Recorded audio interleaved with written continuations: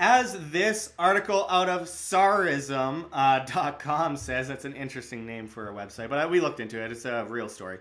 Russia says new world order being formed. And as the article goes into, Russia Foreign Minister Sergei Lavrov, Lavrov declared today that the Western liberal model of society is dying and a new world order is taking its place. Lavrov made the comments at his annual meeting with students and professors at the Foreign Ministry's Diplomatic Academy, reported Russian state news agency TASS. The Western liberal model of development, which particularly stipulates a partial loss of national sovereignty, this is what our Western colleagues aimed at when they invented what they call globalization, is losing its attractiveness and is no more viewed as a perfect model for all. Moreover, many people in the very Western countries are skeptical about it, Lavrov said.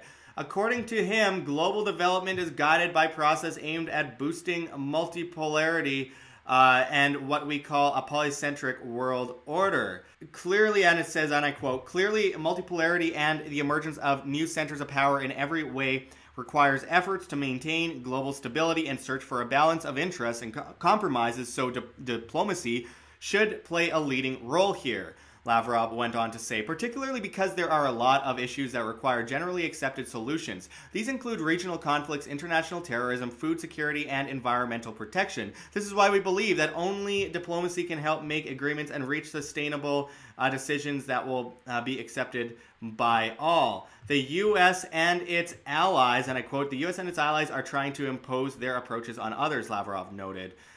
They are guided by a clear desire to preserve their centuries-long dominance in global affairs, although from the economic and financial standpoint, the U.S. alone or with its allies can no longer resolve all global economic political issues, he said. In order to preserve the dominance or their dominance and recover their indisputable authority, they use blackmail and pressure. They don't hesitate to blatantly interfere in the affairs of sovereign states. So I do want to mention, like as Vladimir Putin has mentioned before, and look, I don't like any organized crime rackets. I don't like government. I don't like the fact that they're clashing against each other for who controls the populace more and uses them as pawns to sacrifice for the king and the queen, as always. But it's always about what benefits them. But as Putin has mentioned before, it's basically men in black.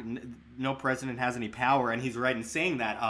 I don't know how it exactly works in Russia, and I'm not going to speculate, but with that said, I do know that we are watching a major shift happening. Russia is increasing their gold supply and their gold mining capabilities insanely. China is talking about gold. China is unveiling a world order scenario right now, and they talk about national sovereignty, and personally, I look at nationalism as a smaller version of globalism. It's literally the same thing, but in a smaller case, and it's cancer that grows, and it'll always grow.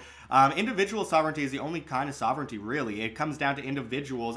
Otherwise, it's collectivism. Otherwise, it's communist mantra. Otherwise, it's fascist mantra. It's all part of that collectivist paradigm, and it all leads to the same thing. But with that said, it is clear that there is a push as the world reserve currency collapses under its incredibly unsustainable, legs, its structure. It's meant to fail. We will see a rise of a new form of globalism that comes from places like China, Russia, India, and Australia, and Philippines, and all these. There's a huge coalition happening. It's hard to really put your finger on what's going to happen next, but I know China and India are set to surpass the United States in the near future.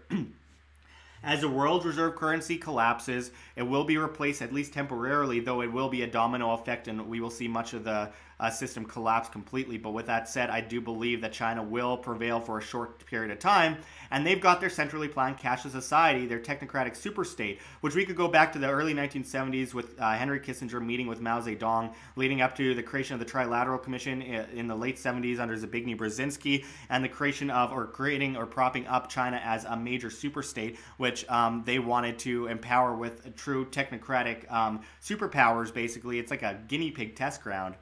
And we've seen how that's turned into social credit. We've seen how that's turned into complete surveillance states. And we've seen how that will affect all of us eventually in the long term. And it's not good for any of us. We are in a lot of trouble if this continues to unroll and we allow it. That's a whole thing about centralization, central banking, the government, organized crime rackets, and utilizing these tools to override our individual liberties and make us dependent and slaves, because the more dependent we are, the more, the more enslaved we get. So that's why I think from a free market level, it's very important that we as individuals break free from that. And while they are using convenience against us, we need to use convenience against them. I mean, look at sustainability. As far as it goes with efficiency, the government is very inefficient. They like to think they're good at enslaving us, but most of it comes down to us agreeing to be enslaved or bending our knee and just allowing us to be enslaved because we feel like there's nothing we can do about it. But of course, there's a lot to do about it. There's a lot we can do to avoid the pressures of centralization, of statism, of the cancer that we call collectivism, enslaving our every decision, stopping us from making any decision.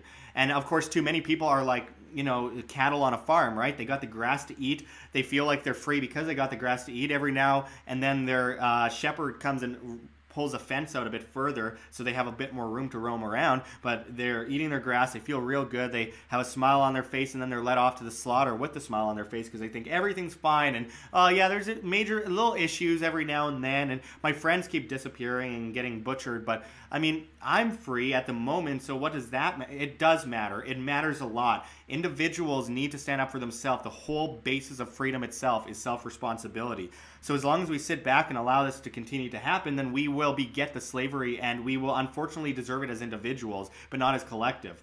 We do not have right over other people. We do not have a say over other people. We should not have a say over other people. We should be responsible for ourselves, and we can form voluntary private contract governance alliances based on individual free will, and we can make decisions that way. But as far as this goes, there's a new world order forming, which we are called crazy for talking about for a long time.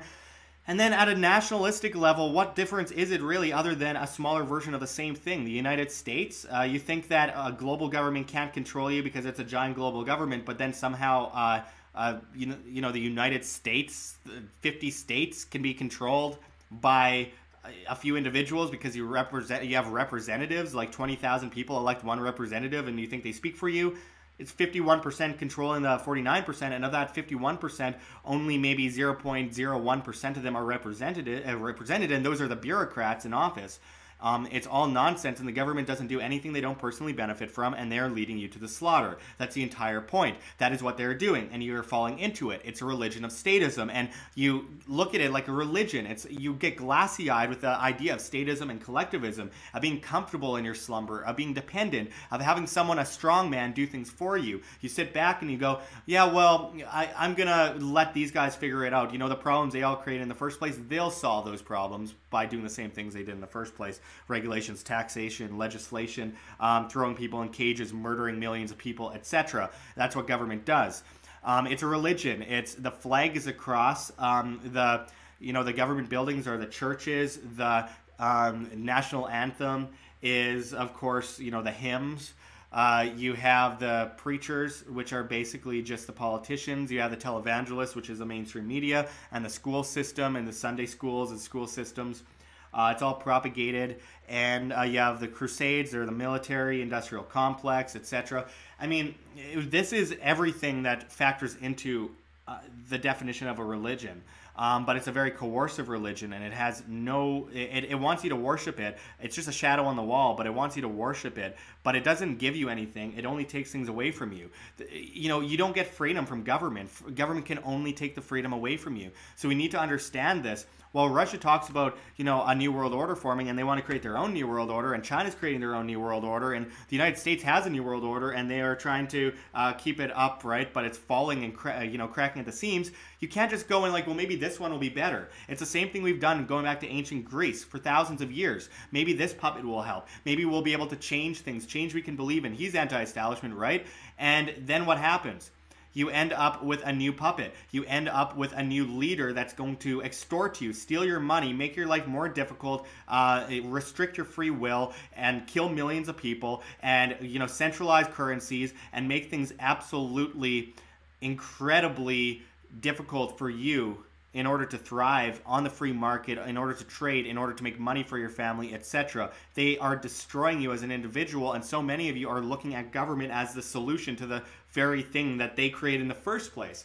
So again, it's an incremental frog boil to true collectivism, and it will always, always grow, and cancer always grows, and you get rid of 95% of a tumor, and that 5% grows. Why not get rid of the whole tumor? Why not create a voluntary system? Why not be private, have a private contract, and decide things for yourself? Why do you need to extort your neighbor because you think your ideas are better than theirs? It doesn't make sense. So regardless of the New World Order, what about the national order? What about this order of humanity where you have a collective paradigm that's gone on for thousands of years and has never worked and has only gotten worse over time, extorting you and forcing you to the slaughter, and making everything worse, and you're making your life as difficult as possible. Anyway, I could go on all day. I ramble about this all the time. We will continue to report on all this stuff. It's just, there's so much doublespeak. People fall for one side or the other, like it's so black and white, and they must choose a side. Why not choose freedom? Why not choose yourself? Why not choose your family? Why not choose your ability to live freely as humanity is meant to live? Anyway, until next time, this is Josh Sigurdson signing out from World Alternative Media. Find the truth, be the change. Like what you see here, Wham? Don't forget to check the links below. GoFundMe, Patreon. We can't do it without you. Any donation is very much appreciated, especially as we are so heavily demonetized and censored by YouTube, as these guys come in and flag all of our content as hate speech. The shadow banning is getting really bad, guys. Also, check our Bitcoin address right here on the screen or in the description below. We really appreciate it. And of course, check us out at the Red Pill Expo 2019. Of course, the great G. Edward Griffin and so many other incredible speakers will be there. Our link for that is below as well. And we cannot forget Mike Maloney's goldsilver.com, which you can also find in the description. One of the greatest market and monetary historians out there. We really encourage everyone to check that out. But until next time, this is Josh Sigurdson signing out from World Alternative Media. Find the truth, be the change.